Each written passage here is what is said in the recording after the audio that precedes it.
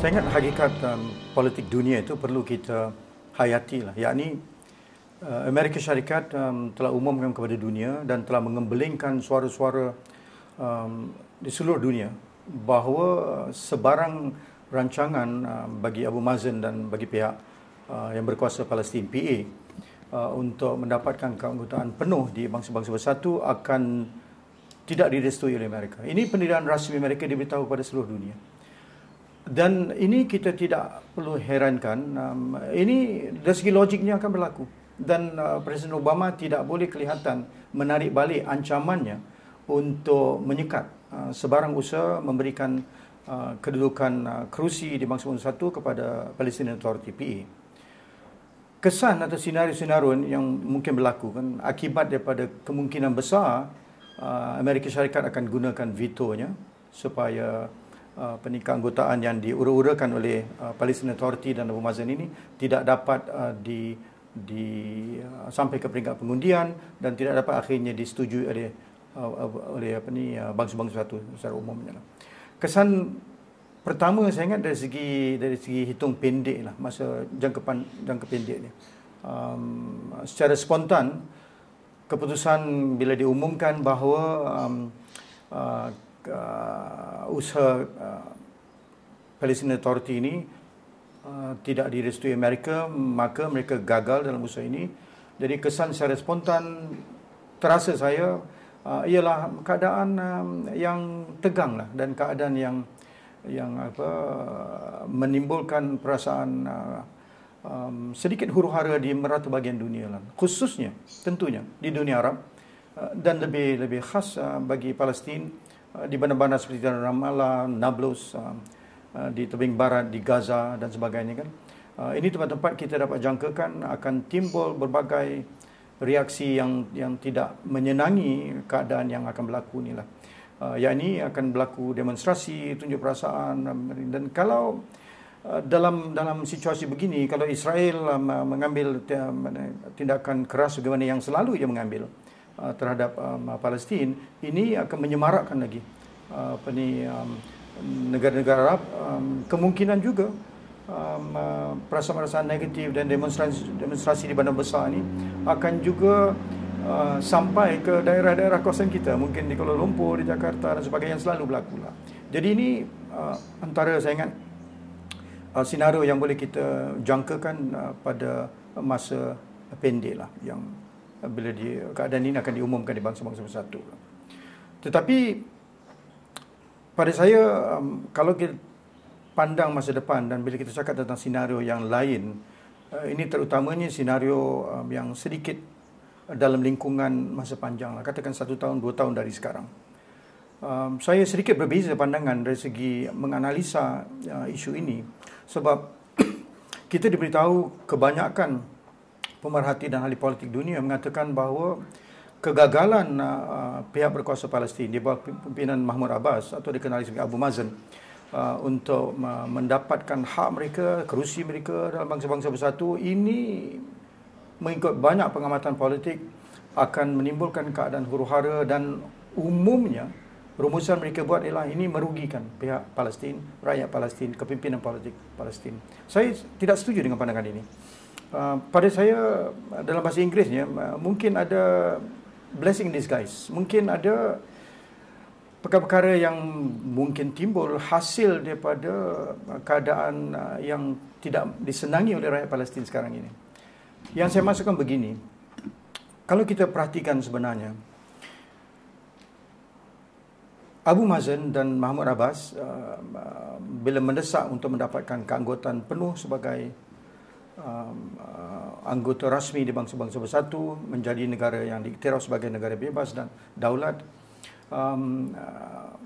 beliau dan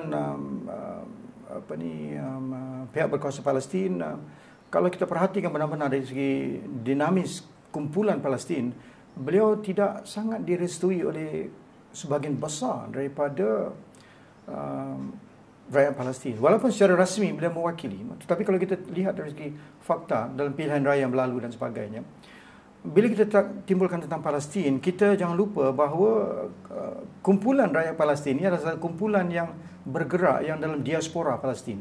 Mereka tidak kebanyakannya bermaustautin dalam Palestin atau Baitul Muqaddis sendiri, tapi di merata dunia Arab dan sebagainya. Dan jumlah mereka lebih kurang ditafsirkan lebih kurang 12 juta. Kebanyakan daripada rakyat Palestin ini tidak menyokong sebenarnya desakan untuk mendapatkan keanggotaan bangsa bersatu pada masa ini dengan syarat-syarat yang dikenakan. Kalau kita pandang misalnya kumpulan seperti Hamas langsung tidak setuju dengan keadaan ini, dan kita setuju atau tidak setuju dengan Hamas dari segi demokrasi direstui dan dipilih oleh rakyat Palestin sendiri untuk memerintah mereka, mendapat keyakinan rakyat Palestin. Jadi kumpulan Hamas dan kumpulan yang tidak setuju dengan Abu Mazen sebenarnya tidak sangat berduka cita, saya ingat, dengan kegagalan Abu Mazen tidak mendapatkan tempat ini. Sebab kalaulah Abu Mazen dan Palestine Authority berjaya mendapat tempat, dirasai oleh mereka bahawa Abu Mazen tidak akan mewakili banyak perkara-perkara dasar dan prinsip yang mereka perjuangkan selama ini. Umpamanya, kalau kita perhatikan dari segi sejarah, negara Palestin mula bentuk hasil kedudukan Perang Dunia dulu pada tahun 1947. Pada 1947, bila negara Palestin ditubuhkan dan dibagi pada masa itu, lebih kuranglah 45% daripada seluruh tanah jajahan Palestin itu diberikan kepada golongan-golongan Palestin, kebanyakannya di bawah kepimpinan Islam. 45%. Ini akhirnya timbullah pertubuhan kita panggil PLO, Palestine Liberation Organization, PLO. Bukan sekarang ni PA, yakni Palestine Authority. PLO ni kemudian terus mendesak melalui Yasir Arafat, mendiang Yasir Arafat dan sebagainya. Terus memperjuangkan kehendak mereka dan sebagainya hinggalah ke perang 1967, di mana kita tahu pun dirakamkan dalam sejarah Israel telah mengambil banyak kawasan-kawasan yang baru yang ditaklukinya hasil dari peperangan dan kekuatan ketenteraannya pada masa itu. Pada tahun 1967 selepas perang, PLO diberitahu bahawa tanah yang boleh dikembalikan kepada mereka turun daripada lebih kurang 45% tahun 47 kepada lebih kurang 25% sahaja, separuh daripada asalnya. Dan ini masih diperjuangkan oleh PLO secara umumnya dan diaspora Palestin merata dunia yang lebih kurang jumlahnya 12 juta yang banyak menyokong Hamas dalam perjuangan begini. Dan mereka semua termasuk Hamas mengatakan di bawah kepimpinan Abu Mazen dan PA atau Palestine Authority ini, kalau ini dipersetujui, tanah yang awalnya sepatutnya dikuasai oleh kumpulan-kumpulan Islam dan kumpulan Palestin yang 45% tu kemudian turun lagi, akan terus lagi dibagi-bagi dan terbatas kepada hanya mungkin 10 hingga 12% sahaja. Jadi ini semacam dilihat oleh banyak kumpulan dalam Palestin, Abu Mazen ni sebenarnya, maaf kalau kita dapat gunakan istilah ni, semacam menjual Palestin kepada kuasa-kuasa luar dan menunduk sangat kepada kehendak kuasa luar dan Amerika dan sebagainya. Ini persepsi. Dan persepsi ini tidak membantu Abu Mazen dan perjuangannya itu. Jadi saya ingat dari segi hutang panjangnya, kemungkinan baik yang mungkin berlaku hasil daripada keadaan yang tak tahu pasal hari ini ialah puak-puak yang bergaduh, yang bertelingkar, yang pergeseran-pergeseran yang berlanjutan menyebabkan kadang-kadang mereka merujuk kepada violence, kepada peperangan satu sama lain, Hamas dan pihak Fatah dan sebagainya. Kemungkinan ini akan mendesak mereka untuk bersatu padu, untuk memikirkan masa depan bersama, untuk memikirkan bagaimana kepentingan-kepentingan dan prinsip-prinsip yang mereka perjuangkan selama ini akan mendapat tempat dalam mereka sama-sama membincang, berdialog untuk masa depan Palestin dengan kuasa-kuasa besar, dengan Israel, dengan Amerika, dengan gabungan Eropah, dengan dunia secara umumnya. Jadi ini satu, kalau dia berlaku lah, ini satu kesan yang boleh kita katakan positif, yakni pada mereka bergaduh, bergeseran dan bunuh satu sama lain, peperangan dan sebagainya, puak-puak dalam Palestin ini akan dipaksa untuk bersatu padu sebab mereka tahu kalau tidak ada perpaduan, kepentingan-kepentingan dan aspirasi masa depan mereka akan dikorbankan. Jadi ini satu perkara yang boleh kita fikirkan. Akhirnya saya ingat yang mungkin ada silver liningnya, yang kebaikan yang mungkin menanti hasil daripada kegagalan yang berlaku sekarang ialah terasa bahawa proses perdamaian damai yang telah lama diusahakan terutamanya oleh Amerika dan juga gabungan Eropah, Rusia dan sebagainya, untuk menyelesaikan masalah kestabilan Timur Tengah, khususnya pengiktirafan kepada Palestin dan pengiktirafan kepada apa yang dipanggil sebagai two-state solution, yakni Palestin dan Israel hidup sebagai jiran bersama, dua negeri, hormat menghormati, makmur bersama dan sebagainya. Two-state solution. Ini dah banyak diutarakan, secara prinsip dah disetujui, tapi tidak pernah dihormatilah oleh pihak-pihak yang berkenaan, hingga kan ia gagal dan terbelenggu begitu saja, tidak ada penerusan kepada usaha proses damai ini. Dengan keadaan sekarang, saya ingat Amerika Syarikat, Presiden Obama, gabungan Eropah, Rusia dan kuasa-kuasa yang banyak memainkan peranan penting dalam menentukan masa depan Timur Tengah, mereka langsung sekarang tidak ada alasan lagi dan dunia tidak akan maafkan mereka sekiranya mereka tidak mahu secara cepat dan pantas untuk memikirkan masa depan Palestin dan memikirkannya sekarang. Ini kita sudah nampak dia punya perkembangan, sebab selepas semacam perbincangan ataupun ucapan Obama dan penegasannya dia tidak mahu sokong pengiktirafan Palestin sebagai anggota bangsa-bangsa bersatu, kita juga diberitahu oleh laporan-laporan media antarabangsa, BBC, Al Jazeera dan sebagainya, bahawa Presiden Obama secara sulit telah pun bertemu dengan Abu Mazen dan Presiden Netanyahu dari Israel. Kita dapat jangkakan apakah perbincangan mereka, dan perbincangan mereka jelas. Perlu, saya ingat dia telah mendesakkan bahawa kita terpaksa hidupkan semula proses damai ini, yang akhirnya diharapkan akan dapat memberi Obama imejnya yang telah hilang sekarang, terutamanya dari kaca mata dunia Islam. Kalau Obama dapat lakukan ini, dan saya rasa beliau akan didesak untuk melakukan ini secepat mungkin. Jadi proses yang telah terbantut dan tak dihiraukan akan kembali semula, disemarakkan semula, dan potensi-potensi kali ini untuk berjaya nampaknya lebih baik. Walaupun kita perlu ingat, ini krisis ini bukan krisis baru lah. Kita semua tahu, berpuluh tahun. Tiap kali kita merasakan ada harapan optimis, tiap kali kita dikecewakan, tiap kali dunia dikecewakan. Jadi perasaan pesimis masih ada sebenarnya dalam isu seperti ini. Tetapi desakan dunia sekarang akan lebih hebat dan lebih berat, memaksa kuasa besar. Kuasa besar ini penting dalam menentukan masa depan di Timur Tengah. Jadi Amerika Syarikat, saya ingat, terutamanya khususnya secara peribadi Presiden Obama, tidak ada jalan keluar melainkan memaksa perundingan antara Israel dengan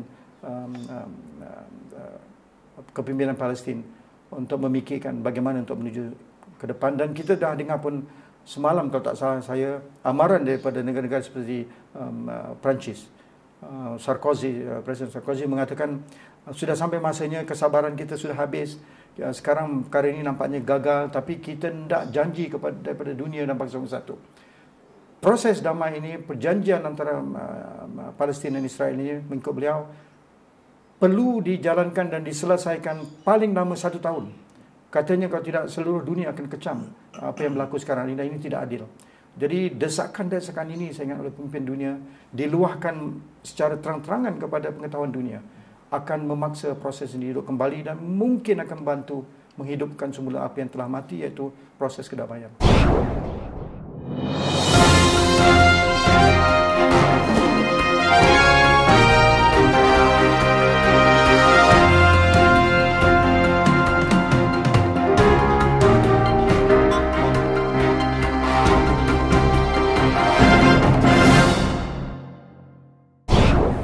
Memang saya ingat apa yang kita perhatikan, pergolakan yang berlaku dalam setahun dua ni, yang digelar sebagai Arab Spring ni, dan juga memang perkara yang menarik itu, pergolakan dalam Israel sendiri, kumpulan-kumpulan yang tidak setuju dengan pemerintah, yang merasakan bahawa masanya sudah sampai untuk proses damai ini diselesaikan dalam generasi mereka. Mereka dah fed up dengan pemerintah mereka yang tidak berjaya, tidak mampu, tidak bersedia, dan langsung gagal dalam segala usaha yang dijanjikan selama ini. Jadi dinamik yang berlaku sekarang dalam dunia Arab secara umumnya, dalam Israel sendiri, dan saya ingat tekanan dunia kepada kuasa besar seperti Amerika untuk memastikan bahawa proses damai ini dihidupkan semula dan diselesaikan agar hak yang sepatutnya diberikan kepada rakyat Palestin diberikan dengan secepat mungkin, semuanya ini akan membantu prosesnya. Dan dinamik-dinamik ini yang berlaku ni semua memang perlu kita perhatikan perkembangan selanjutnya. Hanyalah kita tidak tahu sama ada dinamik yang berlaku sekarang ini, pencetuhan pergolakan rasa resah gelisah di Timur Tengah, di negara Arab, banyak yang dah kecundang pemimpin Arab dan sebagainya. Sama ada ini akan membantu proses perdamaian atau merumitkannya lagi. Sebab kalau kita fikir dari segi nalurinya, secara spontan, rakyat negeri-negeri Arab, mereka dah cukup fed up dengan pemimpin mereka dan sebagainya, dan mereka mampu menjatuhkan pemimpin mereka yang dianggap sebagai tidak amanah, tidak menjalankan pemerintahan dengan mengambil kira aspirasi rakyat dan sebagainya. Ini pandangan-pandangan popular ni, rakyat-rakyat biasa ni, mungkin akan berterusan dan mereka pandang kegagalan PLO untuk diberi tempat dalam bangsa-bangsa bersatu ni sebagai satu lagi sebab mengapa mereka perlu teruskan proses di luar undang-undang, demonstrasi yang bertambah, ugutan-ugutan dan juga tekanan-tekanan kepada Israel untuk memberi peluang dan mengambil kira kehendak dan aspirasi rakyat Palestin. Jadi ini semua kita perlu menantikan dalam beberapa minggu dan bulan ini untuk perhatikan perkembangan selanjutnya.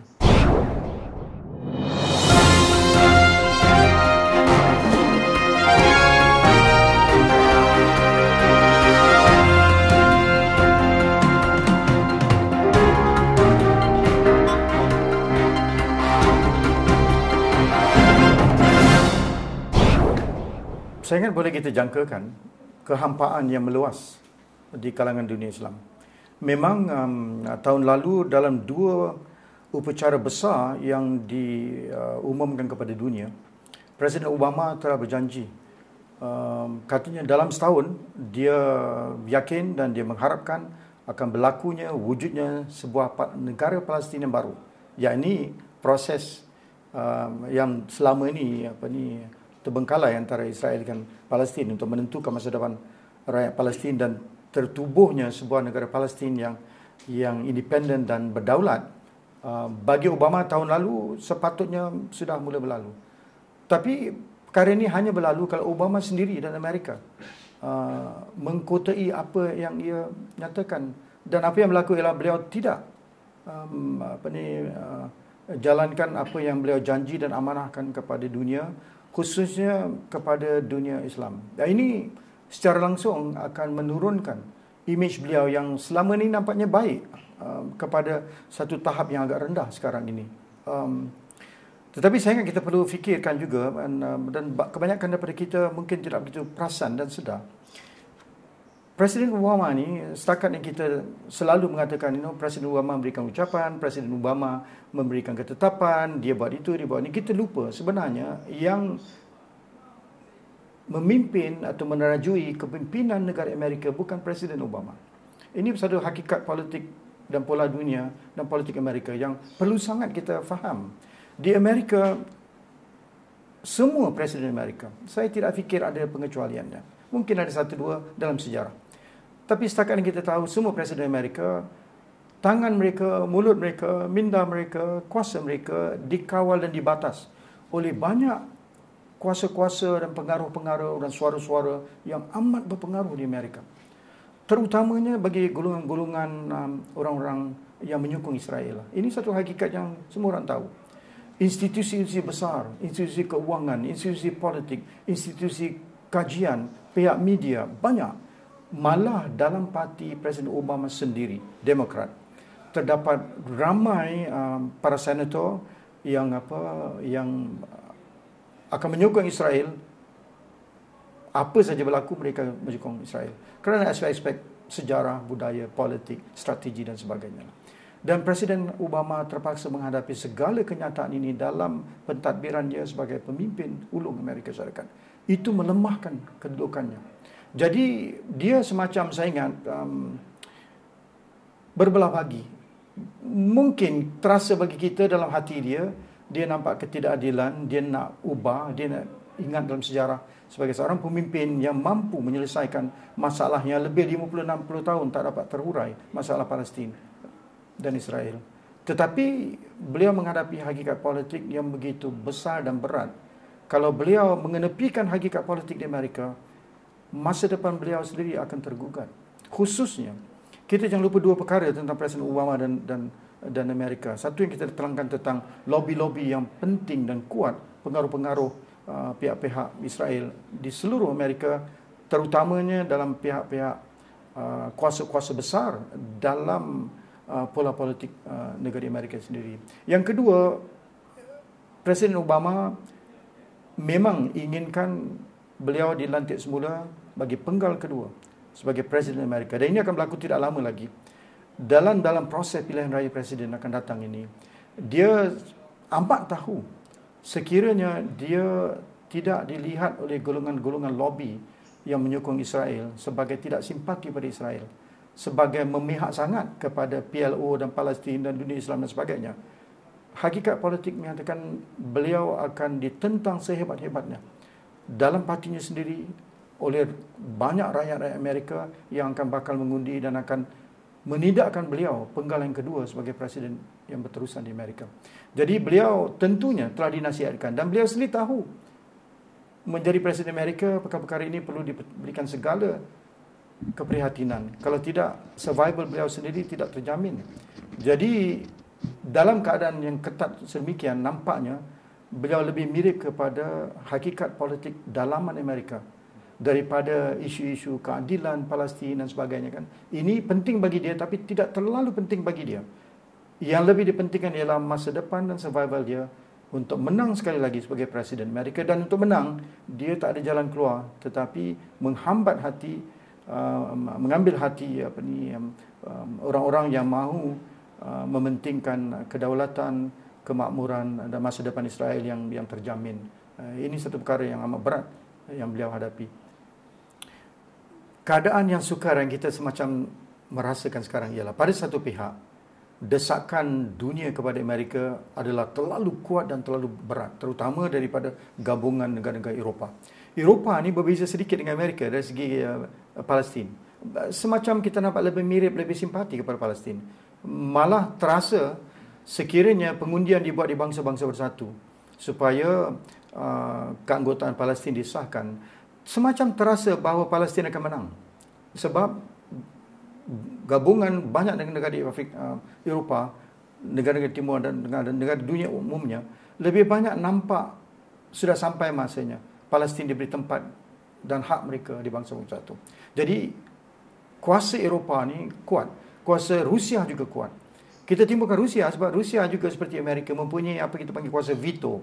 Kuasa veto ni dalam yang kita semua dah tahulah, diberikan kepada kuasa-kuasa besar mengikut sejarah, walaupun tidak lagi relevan pada hari ini sebenarnya, untuk membenarkan mereka tidak menyetujui apa saja perkara-perkara dasar dan prinsip yang penting yang disarankan di bangsa-bangsa bersatu. Sekiranya mereka menggunakan kuasa veto mereka, dasar yang dirancang itu tidak dapat dilunaskan, tidak dapat diteruskan. Seperti apa yang berlaku sekarang. Segala desakan dunia, tiga suku daripada anggota bangsa bersatu terasa nak sokong rakyat Palestin mendapatkan tempat. Amerika gunakan kuasa vetonya. Jadi benda ini tak dapat jalan. Memang tidak adil. Tapi ketidakadilan ini sudah berlaku 50 tahun. Itu sebab kita kadang-kadang terbaca dalam tahun-tahun kebelakangan ini banyak desakan-desakan oleh negara-negara dunia supaya sistem veto ini dirombak, diketepikan, ditukar. Memang sudah kena pada masanya, tapi ini bukan masa untuk kita bicarakan aspek-aspek begini. Tapi kuasa veto ni memang selalu digunakan dan digunakan dalam satu kaedah atau cara yang tidak menguntungkan pihak-pihak yang mahu suara mereka dikedepankan di arena antarabangsa, di bangsa bersatu.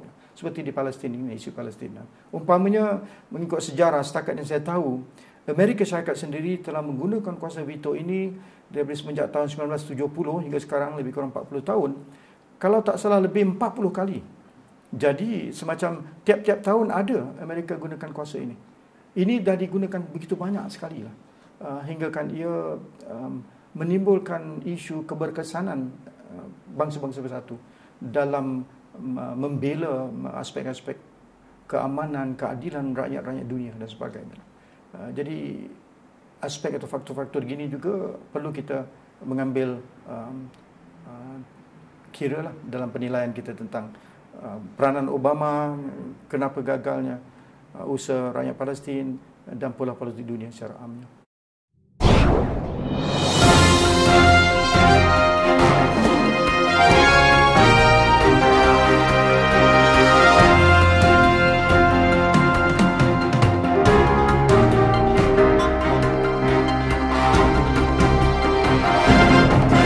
Besar ialah sekiranya rakyat Palestin diwakili sebagai anggota sepenuhnya dalam bangsa-bangsa bersatu.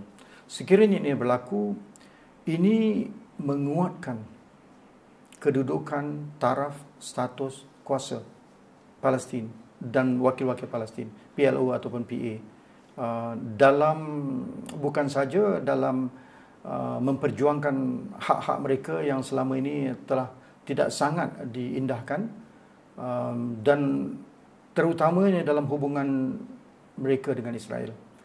Lebih khusus sebagai contoh, sebuah negara yang independen dan berdaulat, kalau ini didapati oleh PLO sebagai anggota penuh bangsa-bangsa bersatu, akan mampu dan diiktiraf oleh undang-undang antarabangsa untuk menuntut banyak perkara-perkara yang selama ini diluluskan oleh undang-undang antarabangsa tetapi tidak dapat dilaksanakan kerana kuasa veto, kerana PLO tidak menjadi wakil negara yang diiktiraf oleh bangsa-bangsa bersatu sebagai negara yang berdaulat. Pengiktirafan ini terlalu penting sebab dalam dunia lebih kurang, saya ingat keanggotaan bangsa-bangsa bersatu mungkin lebih kurang 190 negara-negara menjadi anggota.